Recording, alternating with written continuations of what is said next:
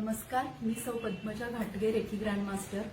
आपण रेकीबद्दल बोलतो आहोत, आपल्या ऊर्जा शरीराबद्दल बोलतो आहोत. यापूर्वी आपण आपल्या 5 चक्रांची माहिती पाहिलेली आहे आणि आजचं आपलं 6वं चक्र आहे आज्ञाचक्र.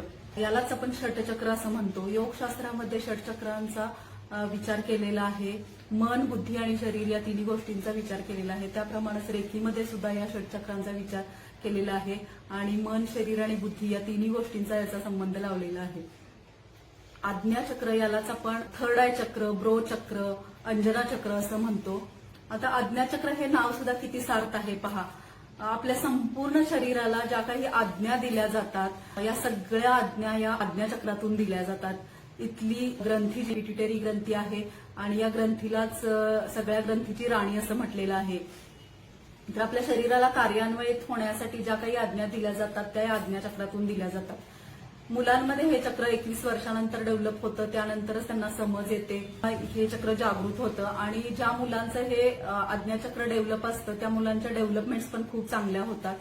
आणि ज्या मुलांचं हे चक्र जागृत होत नाही किंवा डेव्हलप होत नाही ती मुलं खूप कन्फ्यूज असतात. ना काय करायचं, आपल्या करिअरबद्दल, आयुष्याबद्दल खूप तळ्यात मळ्यात राहतात हे चक्र जर डेव्हलप नाही झालं तर. इथली देवता आहे भगवान शिवशंकर, मंत्र आहे ओम, इथला रंग आहे डार्क ब्लू, इंडिगो ब्लू, वार सोमवार आहे. भगवान शंकरांचा 3रा डोळा हे तर आपण सगळ्यांनी ऐकलेलं आहे. म्हणूनच हे इथं आज्ञाचक्र आहे. आपल्या भुवयांच्या मध्ये हे चक्र आहे.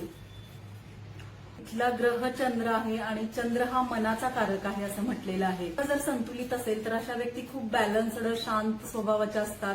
कल्पनाशक्ती उत्तम असते त्यांची, माइंड पॉवर खूप चांगली असते, डेव्हलपमेंट त्यांच्या खूप चांगल्या होतात. आणि या उलट हे चक्र जर असंतुलित असेल तर मन खूप सैरभैर असतं. काय करायचं काय नाही याबद्दल सतत कन्फ्युजन असतं. इथे मायग्रेनचा त्रास होऊ शकतो, डोकेदुखी किंवा मेंदूचे गंभीर आजार, डोळ्याचे कानांचे आजार होऊ शकतात. आपली इंट्युशन पॉवर इथं आहे. काही मुलं पहा खूप अभ्यास करत असतात पण ऐन वेळेला परीक्षेमध्ये त्यांना काही आठवत नाही. घरी आल्यानंतर सांगतात की मला काहीच आठवलं नाही किंवा ब्लँक होतात. तर हे चक्र इम्बॅलन्स असल्यामुळं असं होतं. बरेच पेरेंट्स ऐन वेळेला जेव्हा मुलं 10वी 12वीच्या एक्झामला परीक्षेला अपिअर होणार असतात आणि त्यांना असे प्रॉब्लेम्स येतात तेव्हा घेऊन येतात. पण ऐन वेळेला आपण असं टेम्पररी रिलीफ देऊ शकतो. पण जर या मुलांना हिलिंग थेरपीज माहिती असतील किंवा याचं नॉलेज असेल तर ते खूप चांगल्या पद्धतीने आपला परफॉर्मन्स देऊ शकतात. बऱ्याच लोकांना रेकीबद्दल माहिती आहे. खूप मुलं येतात, मुली येतात माझ्याकडे रेकी शिकायला आणि जी मुलं रेकी रेग्युलर करतात या मुलांचं कॉन्सन्ट्रेशन खूप चांगलं असतं.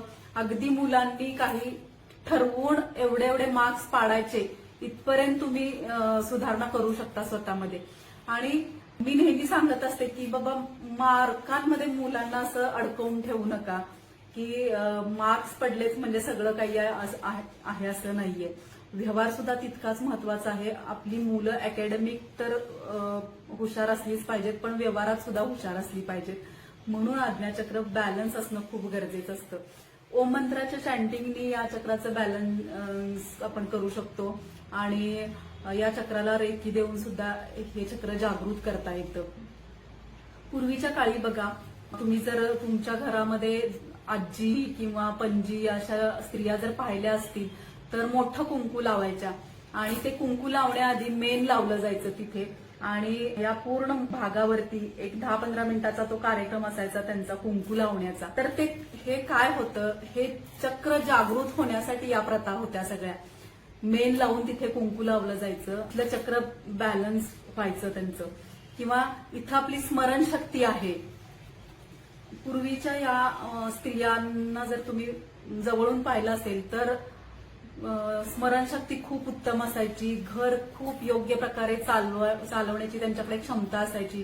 पूर्वी एकत्र कुटुंब पद्धती असायच्या आणि एकच करती कोणीतरी स्त्री असायची, अक्कामाई जे कोणी असतील त्या, पण त्यांच्या तंत्रानुसार सगळं चालायचं. इतकी क्षमता असायची या स्त्रियांमध्ये कारण त्यांचं आज्ञाचक्र खूप बॅलन्स असायचं. म्हणून आपलं आज्ञाचक्र संतुलित असणं खूप गरजेचं आहे.